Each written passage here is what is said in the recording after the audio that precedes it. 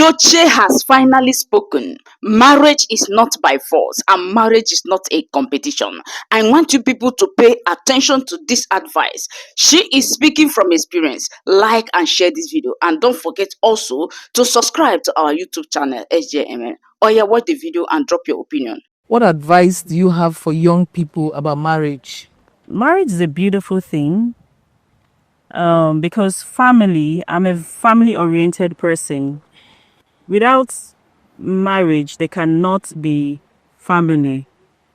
Marriage comes before family. Let me put it that way. So marriage is a beautiful thing.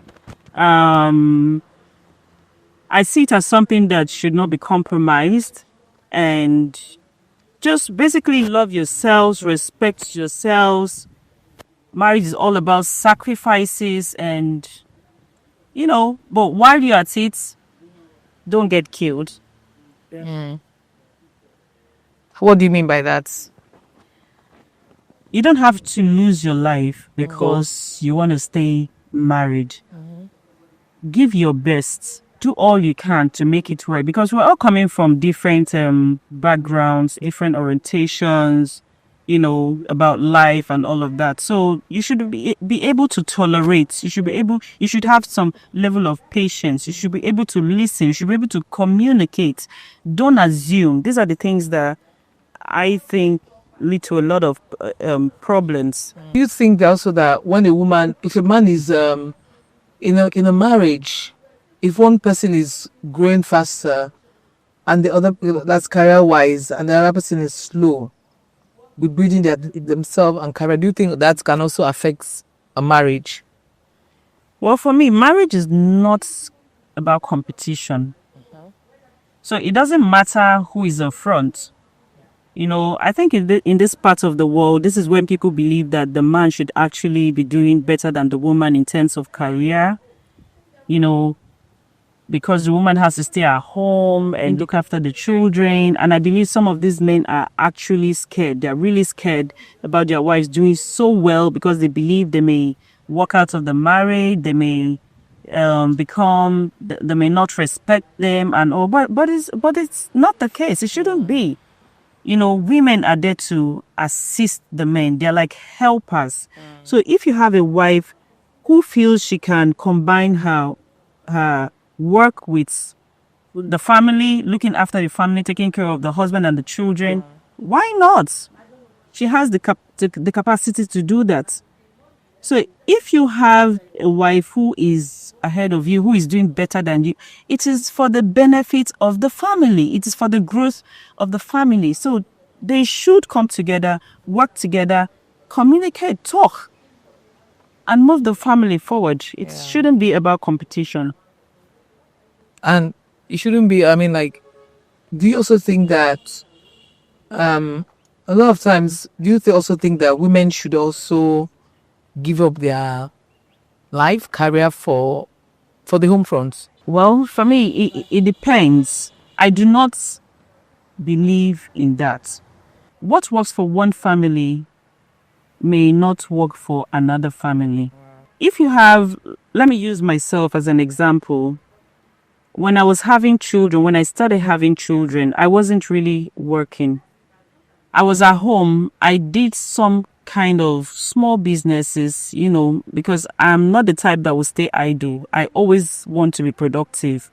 So I had to do one or two things that I could cope with because I had little children and I wanted to take care of my own children myself, despite the fact that I had help. I would not leave my children in the hands of house help, maids and all that for any reason. It is my personal decision. And my children would complete 3 years before they go to school. It is my personal decision. It was working for me. But there are people who are career women. You cannot abandon your job because you just had a child. You understand? Because you also need to bring in income for these children to be taken care of. So you just have to find a balance, find something that works. And some people have their parents who are there, or their brothers, their sisters, family members who can actually look after the children very well for them while they go out there and work. So it just depends on what works for you. Okay. So, what about in a situation where by when no one has given her all and all to make her home work? So how does the woman walk out of that situation and pick up her pieces back together and bounce back to life? Well, really, it's not an easy situation. But I always tell myself, we all came to this world alone. You will not leave this world with anybody. You need to start living for yourself, first of all, before you live for another person. Some people know this. Some people are able to, discover this after maybe certain experiences. So you need to also remember you have other family members apart from the man. Remember your roots. You came from somewhere. The man is somebody you met at a certain stage of your life. So what about those people you started with? How would they feel if you exit this world because of a man? It's really tough. It's really, really tough. Because we've had some a lot of situations, a lot. I mean, like on social media, that what will actually drive a woman to commit suicide because of marriage factor, because of heartbreak. How does the woman just decide, like, no, I'm going to overcome this, I'm going to move on, I'm going to make myself a better person? That's what a lot of women still don't understand, how to get out of that situation. You have to motivate yourself. You have to inspire yourself. You have to talk to yourself. You have to tell yourself the truth. Like I said, you have to live for yourself and live for other family members, for your loved ones. Surround yourself with those that genuinely love you, those that care for you, and then hold on to God. Pray. God said we should seek Him first, and every other thing should be added. Do not put your trust in man. Yes, it's good to trust people and all of that, but do not depend. Let me put it this way. Expect the best, but prepare for the worst. We all react differently. We don't know how we'll handle the situations, but it's God's grace. Really, it's God's grace. That's why I said you need to hold on to God. You have to be prayerful. If you're prayerful and then you surround yourself with the right people, I think you'll be fine. It's only a matter of time, because once there is life, there is hope. Do not forget that. No matter what situation you find yourself at any given point in time, remember that the only constant thing about life is change. So people can change. Brace up. It's okay. It's hard. It's very, very hard. But that's not the end of the world. You do not know tomorrow. Tomorrow is pregnant. Life is pregnant. Life is full of expectations and all of that. Life is just like a pregnant woman who has not gone for a scan to determine the sex of the child. You never know. It could be a boy, it could be a girl. So do not give up, because you don't know what tomorrow holds for you. And again, sometimes in life, certain things happen for a reason. You might not see the reason at that point in time why certain things are happening, because you're depressed, because you're going through a lot of emotions and all of that. But later on in the future, just hold on, hang on. You might be able to look back and laugh. What is female typically like? Well, presently, sleep, wake up. That's when I'm not working. Like you said, I happen to be brand ambassador for a lot of brands. A lot of brands. Yeah, it's not an easy thing. That's actually what keeps me going. So I do my ads for the brands, and a lot of other brands are in the pipeline, getting killed, so I do my influencing job basically. Then the days that I'm not working, if I'm not shooting, we're editing, we're going through one ad or another. And the days that I'm not working, I in the house. I'm an indoor person. Yeah, really. Yes, I like to stay in the house. That's part of how I unwind. I like to stay at home. I like to watch movies. I like to go to fancy places, dress up, look pretty, look nice, and go to fancy places with a few good friends, nice ambience and all of that. So I work, and when I'm not at work, I'm in my house. And sometimes I have to attend events. It's still work related. Most of the events I attend, they're work related. I have to represent my brand. I've been paid to do this thing, so I have to deliver, and so that more jobs can keep coming. Tell us about the other things that you are passionate about and how this has influenced your personality today. Wow. You mean apart from work? Yeah. Because I'm very passionate about my job. Well, I'm a very meticulous person. Some people say I'm a perfectionist. I like cooking. Cooking, yes. You have to invite me to your house to come and eat. Auntie Azuka. I have to come and eat. Oh, you need to taste. What is your favorite? You need to taste my oha soup. Oh, wow. My onubu soup. Oh, wow. My egusi soup. Or is it my draw soup? I have Or to come to the house. Is it my special jollof rice or my fried rice? Yeah. You bite your fingers at Yes.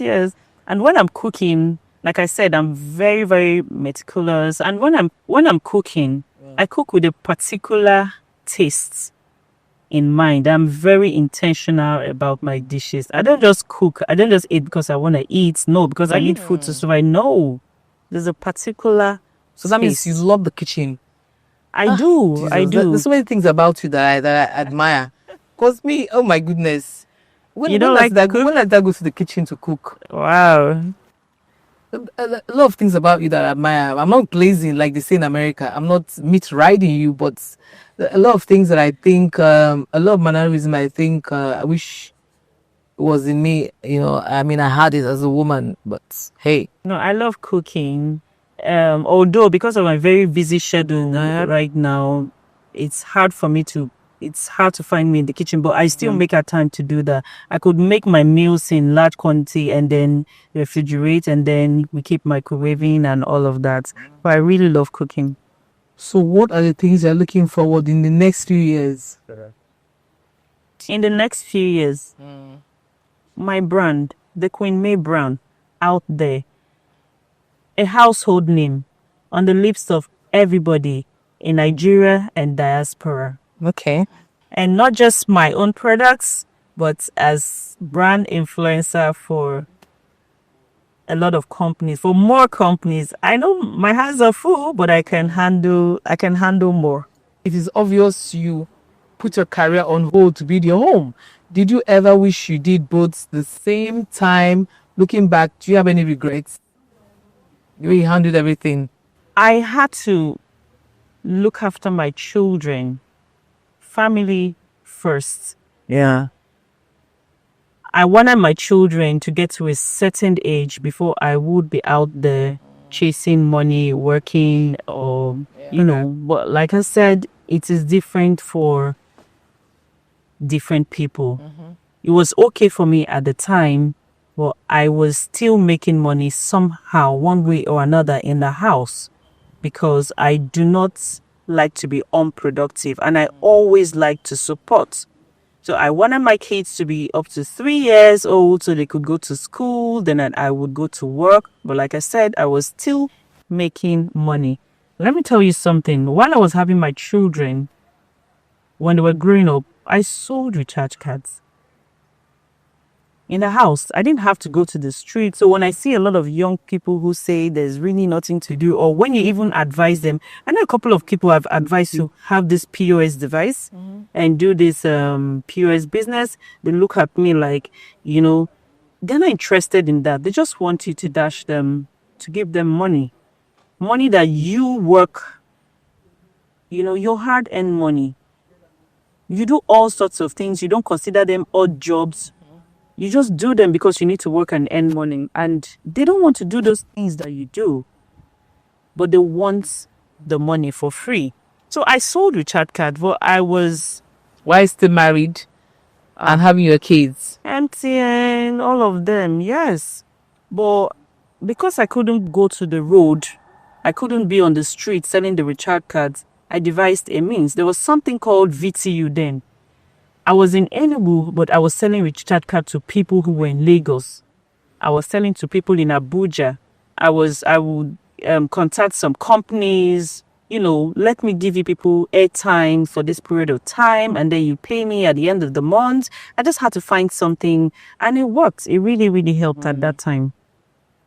All to support your home and, Of course, yes. Yeah, okay. You would never catch me idle. Even when I was in the university, I was running some businesses.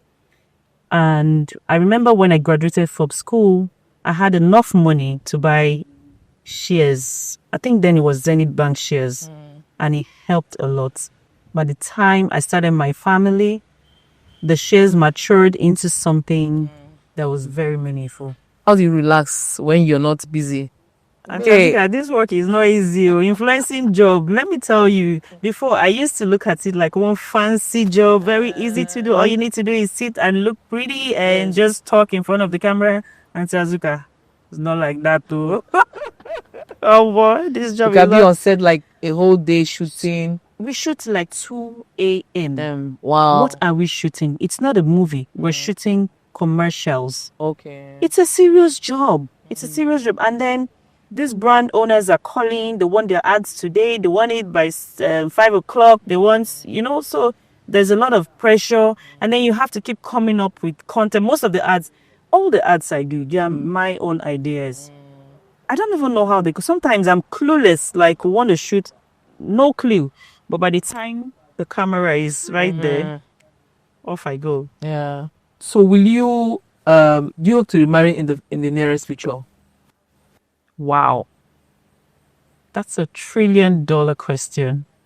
Story for another day. Story for another day. Azuka. Me, you're beautiful. Azuka. You're attractive.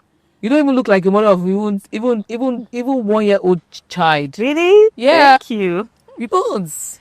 Thank you. I take that as a compliment. Yeah, but so I'm sure like you can't tell me that you're not getting male advances. How do you manage it? Auntie Azuka, my DM is full. It is really. In fact, I ran away from my DM. But I'm fine. Like I said, I want to focus on my children, my family, and then my business. So others can come later. Yeah. So no dates, no sweethearts for now. Auntie Azuka, my work, my children, and I'm fine. Okay. What's your advice for the Nigerian youth? The Nigerian youth should embrace education. They should be open to learning because it sharpens their skills and broadens their creativity and which leads to growth and development. The Nigerian youth I would advise the Nigerian youth to become entrepreneurs. Yeah. Start off something within your capacity so that you can generate revenue for yourself and also contribute to the economic growth of the country. And the Nigerian youth needs to know that peace and unity are the panacea, of life. That's what we need. Without peace, without unity, there's no, nothing works. There's no sustainability, there's no development, there's no growth. So irrespective of your tribe, your religion, you need to embrace peace, love, and respect one another so we can have a better world. I enjoyed this encounter with the Nigerian sweetheart, Queen May Edochie. May, thank you so much for taking our time to be here with us. Welcome. And it was a lovely encounter with you. Media Room Hub fans, thank you. I'm so pleased to hear this. Keep doing an amazing job. Keep loving media room hub. Yes, stay on that page. And Tezuka is an amazing personality. Oh, thank you. She can be hot, but she's so soft in there. All right, I love you guys. Keep loving me, keep supporting me, all my fans, my followers all around the world. I love you. I love you.